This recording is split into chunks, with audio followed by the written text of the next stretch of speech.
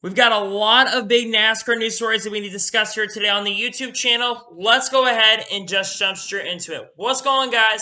It's Daniel, and welcome back to our video. To start off in today's episode, we are going to be talking about levies. According to Adam Stern, NASCAR has struck a new deal with Levy's restaurants to transition its food and beverage operations from Americrown to Levy's, which will run concessions in NASCAR venues starting in 2021. This is really cool to see. Great to see more companies trying to come into the sport and kind of manage things here in NASCAR. And I'm really excited for future NASCAR as we see more companies join the sport.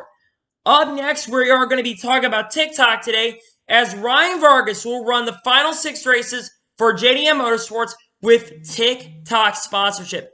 I cannot tell you how big of a deal that this is. TikTok is one of the biggest social media companies out there, and there is a possibility it could end up getting banned. But TikTok is possibly one of the biggest companies out there when it comes to the social media standpoint. It's one of the bigger companies out in the social media landscape. Many creators on the platform, not just on YouTube, including myself, do use TikTok. We go watch TikTok videos. TikTok is a really cool platform, by the way. Ryan Vargas has earned this sponsorship, in my honest and sincere opinion. Ryan Vargas has drove the car very well. He's one of the most talented drivers. He's like a Ross Chastain in the NASCAR Xfinity Series. I think Ryan Vargas is going to do a lot in this car in the 6 races. I think it's a very good possibility with this JD Motorsports cars in the final 6 races, with a TikTok sponsorship especially.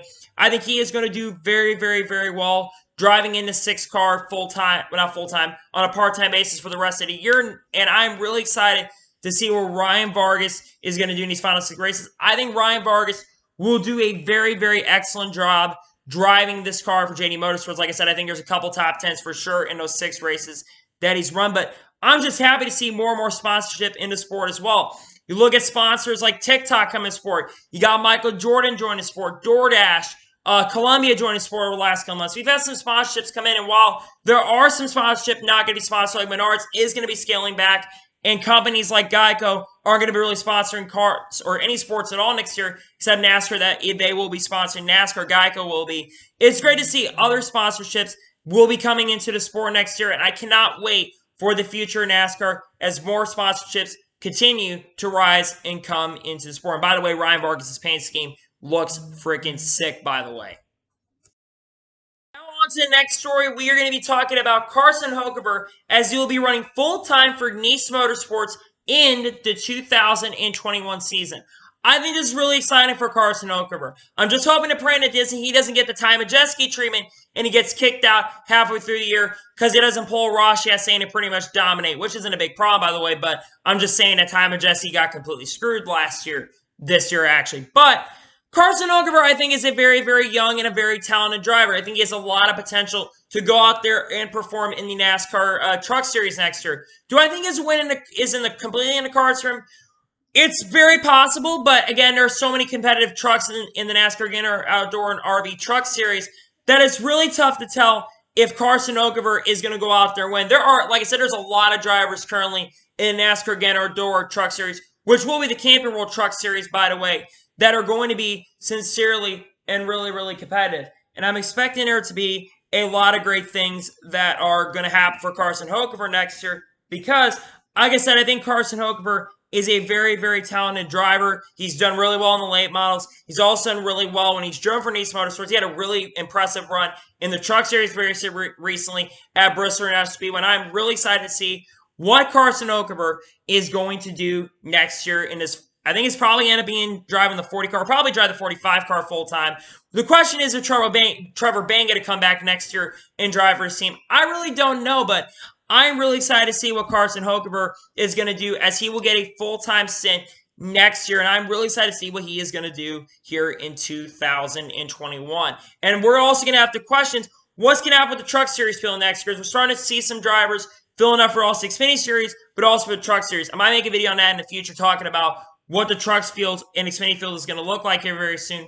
But we do know that Carson Hocevar is going to be driving for Nice Motorsports full-time next year. And now we get into the final story of this episode.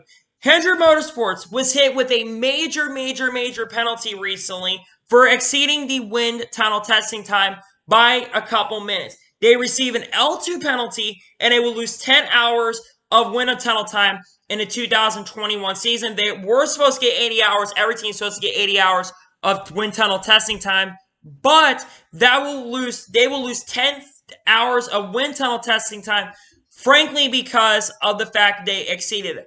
I will give Hendrick Motorsports a lot of props that they did self-report this, because if they didn't self-report this, they probably would have gotten a much major penalty. Maybe like an L3 penalty instead of an L2 penalty. But this is a massive, massive penalty that could affect Hendrick Motorsports next year. I'm just afraid currently that Hendrick Motorsports is going to struggle a little bit next year. They do have a lot of drivers that are really, really good at the moment. And not only that, I think that this team in general, like all the Chevy teams, I think they'll be affected in some way. I'm just afraid that the teams are going to struggle with this major, major penalty. I'm just kind of afraid about them, you know, getting affected by this. Because 10 hours of time, especially for these cars, could be a disadvantage for Chevy in general, or for Hendrick Motorsports in general. Because I think teams like Penske and Ganassi and all these other teams are going to really, really struggle. Yes, these drivers, like I said, are really, really talented. But are they going to be generally impacted by the struggles of a team like that? Honestly, I really don't know. This is a pretty big penalty. Like I said, they did self-report this. So unlike Joe Gibbs or some other teams that probably wouldn't self-report something as massive as this, they went ahead and self-reported and took a lot of responsibility for their actions, which I think that any team that does this is really, really, and shows that they have some sort of high regard for people, basically, and saying, hey, we messed up really bad. It was a few minutes, but we made a major, major mistake, and we will take major responsibility for our actions. And like I said, I think Hendrick Motorsports did a really good job by at least taking responsibility for their actions. But at the same time, sometimes you do have to track your time and how much wind tunnel time. Because remember, at the beginning of this year, they announced that for both years, for 2020, 2021, teams would be only get 150 hours of wash time. You could split that up. You got 70 hours this year, 80 hours next year. Hendrick Motorsports will still be at a disadvantage next year, as they will only get combined 140 hours of watch time, as they have exceeded their their wind tunnel testing time for next year. So anyway, that is all the NASCAR stories I need to talk about here today. So anyway, I want to thank you guys for watching this morning's video. Please like and subscribe to the channel, turn notifications so you can be notified when a video does go live on my channel. Follow me on Twitter, Facebook, and Instagram. Links description below for that, and comment below your thoughts on today's video. What do you think about Ryan Vargas getting major, major sponsorship from TikTok for the final 6 races of the NASCAR Xfinity Series season? Let me know in the comments below. And what do you think about Hendrick Motorsports' L2 penalty that they received for exceeding the wind tunnel testing time? Do you think that penalty is harsh or not? Let me know in the comments below. Make sure you do like these videos to help YouTube recommend these videos a lot more, because there is a lot of great content that I have coming out very, very, very soon. And once again, for the last couple months, I want to thank you guys all for the support currently at the moment. This channel has been gaining a lot of traction recently, and I cannot thank you guys enough for your continued support on these great videos that I have continued to release recently. So anyway, like I said, I want to thank you guys for watching today's video, and I will see you guys next time. Take care, everybody.